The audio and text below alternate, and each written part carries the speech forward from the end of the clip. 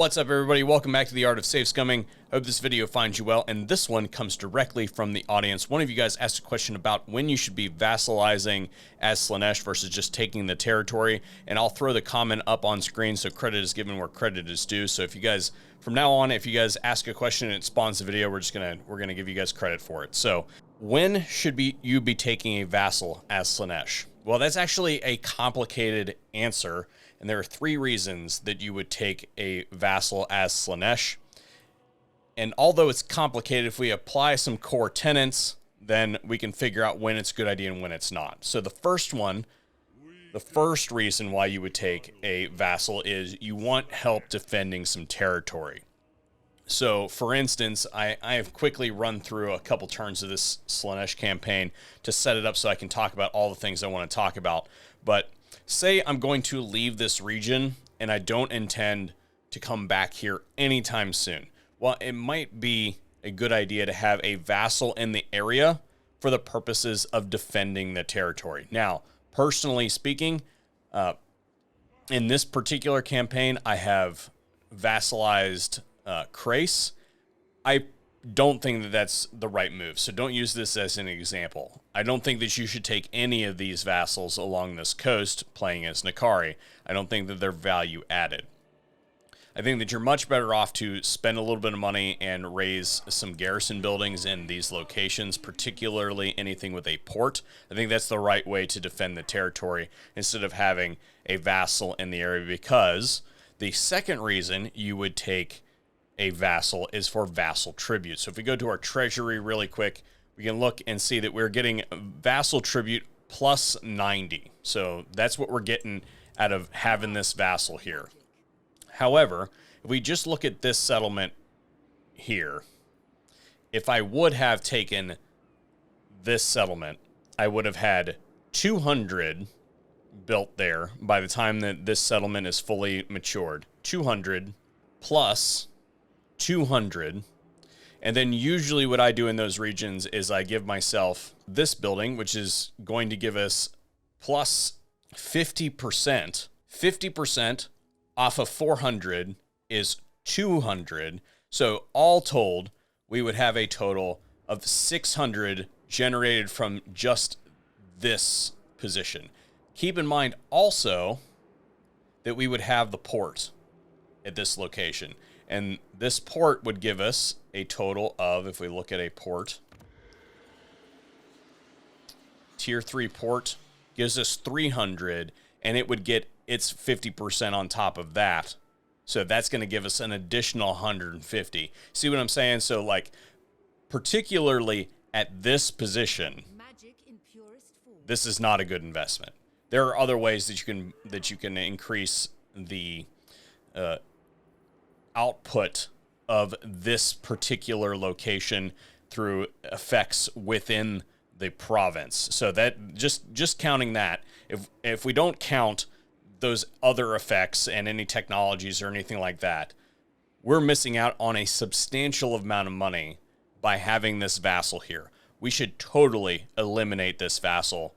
We should not have Crace as a vassal. They're not really useful to us. The third reason that you would vassalize any faction in the game is for the marks of Slaanesh. So if we go into the technologies for a second, it's called the gifts of Slaanesh. I was playing a little bit of chaos earlier. So marks, if we go to Everlasting Gift, Devotees from Gifts of Slaanesh plus 25. So let's parse that a little bit more. Let's say we give a Gift of Slaanesh to a legendary lord.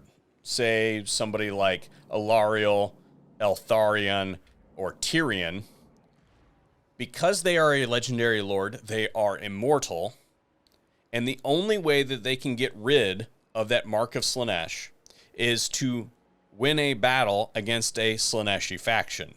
Well, there's not a whole lot of Slaaneshi factions in the region except for you, and if they are your vassal, then they will not be fighting you. So it's pretty difficult for them to lose those Gifts of Slaanesh. So every single turn, without fail, as long as that faction exists on the map, they will be giving you 25 devotees per Gift of Slaanesh. So one of the prerequisites for vassalizing a faction is, are they led by a legendary lord? So that's number one.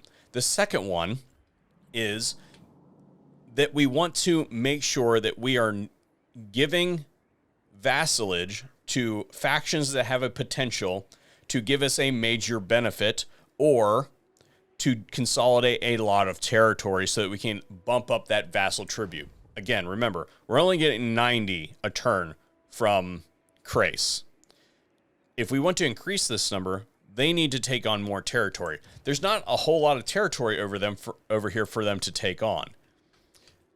The first faction that I believe that you should consider making a vassal is Eltharion. And the reason that you use Eltharion is not for the vassal tribute, but they are your faction that you're going to use to defend against all this stuff over here. They're a big enough baddie that they're going to come over here and they're going to take some of these settlements. They're going to be a pain in this area's side. So he's going to want to take on Grom and some of these other factions, and that will keep them busy instead of messing with your territory.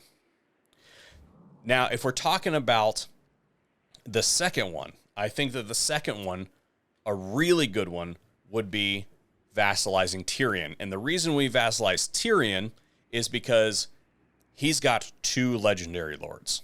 He's got himself, Tyrion, and then you've got, oh gosh, the White Lion guy. I forget his name off the top of my head. Oh my gosh, I've looked at this character for thousands of hours at this point in time. Regardless, Tyrion's faction has 2 legendary lords. So if we fight a battle against both of those and defeat them, they will both get the Mark of Slaanesh. So every single turn, or excuse me, Gift of Slaanesh, every single turn, they will give you 50 devotees once that technology is activated. So that is a big boost. You can consider hitting Alariel with one if you want to get another permanent, semi-permanent Gift of Slaanesh. That's a good one. The rest of Ulthuan, screw them. Take all the territory. Now, let's talk about our first really big one, the one that's going to give us a lot of vassal tribute. That's going to be Morathi over here. And that's because we can vassalize Morathi, and she's going to take over like this whole chunk of land over here. And in doing so, that vassal tribute isn't going to be 90. It's going to be like 9,000 because it depends on the number of settlements that the vassal holds. So only make vassals for the purposes of defending territory, getting devotees through Gifts of Slaanesh, or for major factions that are going to consolidate a lot of territory that can then give you a whole bunch of free money every single turn. So the best way to break this down to simple terms is we want to have few vassals, but very large vassals. And those vassals should be led by legendary lords so that we are consistently drawing in devotees every single turn. So that is my quick and dirty on Slaanesh vassalization, when you should do it and when you shouldn't. If you learned something in this video, then please don't forget to give this channel a sub. It really helps out, and hopefully we'll be able to gain that channel status that is much coveted to get to the partners program so we can get those early access keys and break things down for you at a level that helps you do a better game here in Total War Warhammer 3. Thanks for watching. See you on the next one here at the Art of Safe Scumming.